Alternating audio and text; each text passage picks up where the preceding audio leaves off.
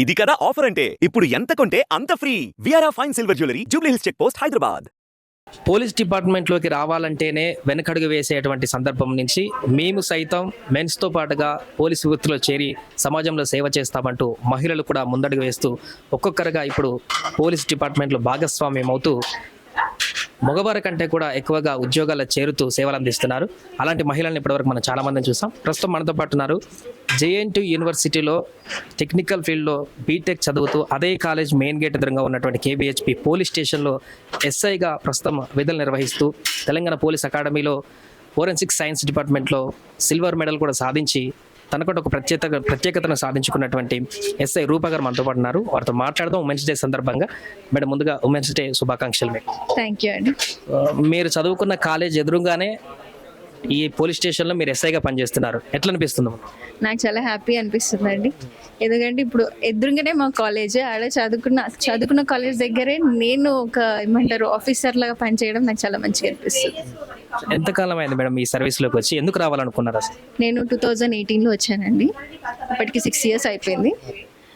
నాకు ఫస్ట్ నుంచి government job పైన ఇంట్రెస్ట్. నేను అలా ప్రిపేర్ అయ్యి ఈ ఫీల్డ్ కొంచెం ప్యాషన్ అనమాట. సో అట్లానే వచ్చేది. జనరల్గా పోలీస్ డిపార్ట్మెంట్లో మహిళలు అంటే కొంచెం చాలా ఇబ్బందులు ఎదుర్కోవాల్సి వస్తుంది, టైం ఎక్కువ స్పెండ్ చేయాల్సి వస్తుంది, ఫ్యామిలీస్ కొంత ఇబ్బంది ఉంటుందని కూడా వెనకడుగు వేస్తుంటారు. అలాంటి మహిళలకు మీరు ఏం చెప్తారు? మీకేమైనా అలాంటి సవాళ్ళు ఎదురయ్యాయి? మాకు కూడా సేమ్ అబ్బాయిలాగానే అన్ని డ్యూటీస్ చేయాల్సి వస్తుంది. సో అట్లాంటి రిస్క్ అన్నీ ఉంటుంది. ప్రతిదీ మేనేజ్ చేసుకుంటూ పోవాలి అంతే.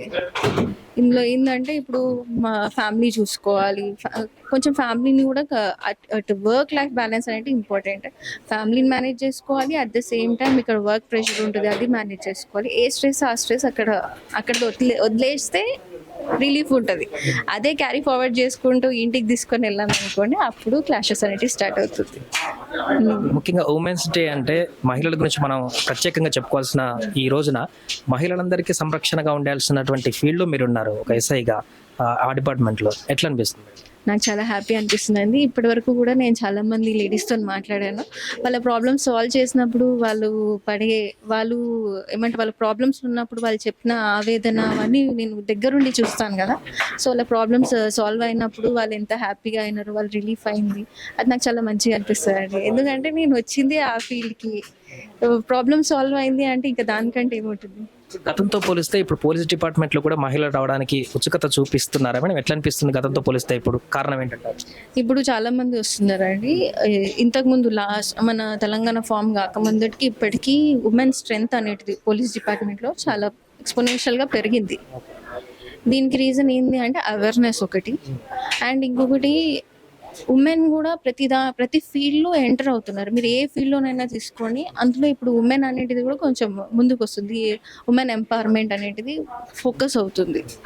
మీరు ఇప్పుడు ప్రధానంగా కుకట్పల్లిలో ఎస్ఐగా బాధ్యతలు నిర్వహిస్తున్నారు. చాలా మంది స్టూడెంట్స్, యువకులు ముఖ్యంగా ఇక్కడ స్టే చేసేటువంటి ప్రాంతం. చాలా కేసులు కూడా మీకు డిఫరెంట్ కేసులు రావచ్చు. సాయంత్రం అయితే ఇక్కడ యువకులు వాళ్ళందరూ కూడా చదువుకోవడానికి వచ్చి కొన్ని పొరపాట్లు చేసేటువంటి సందర్భాలు కూడా చూస్తుంటారు.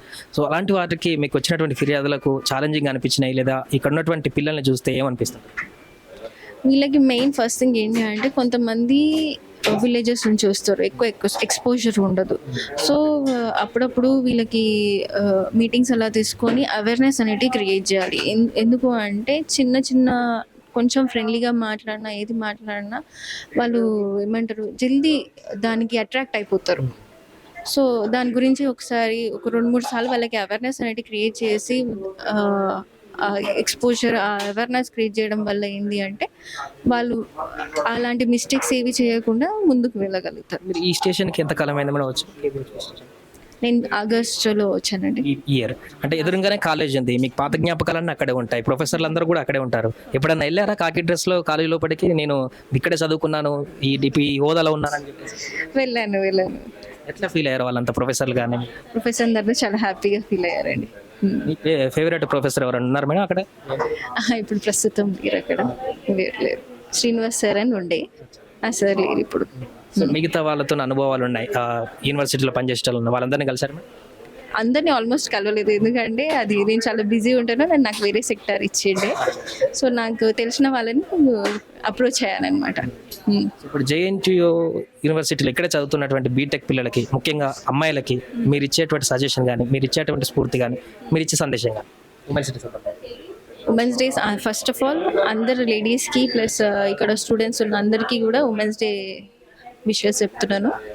ఇంకోటి ఏంటి అంటే, ఇప్పుడు ఇక్కడ స్టూడెంట్స్ ఏంటి అంటే, మనము చాలా కష్టపడి ఈ కాలేజ్లో జాయిన్ అయ్యాం. చిన్న చిన్న అట్రాక్షన్స్, డ్రగ్స్ అట్లాంటివి ఈ స్ట్రెస్ వల్ల ఏంది అంటే, ఈ డ్రగ్స్ తీసుకోవడం వల్ల మనకి రిలీఫ్ ఉంటుంది, 1 రోజు 2 రోజులకి అనుకుంటాము, దాని తర్వాత అలవాటు అయిపోతుంది. అట్లాంటివి అస్సలు తీసుకోవద్దు. ఎందుకు అంటే ఒక్కసారి 2 సార్లు వల్ల మన ఫ్యూచర్ అనేటిది కంప్లీట్గా స్పాయిల్ అయిపోతుంది.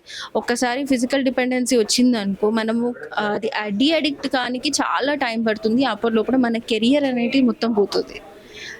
అందుకోసమని జస్ట్ ఒక క్షణిక రిలీఫ్ కోసం అని చెప్పేసి మీరు అలాంటివి అస్సలు చేయకూడదు.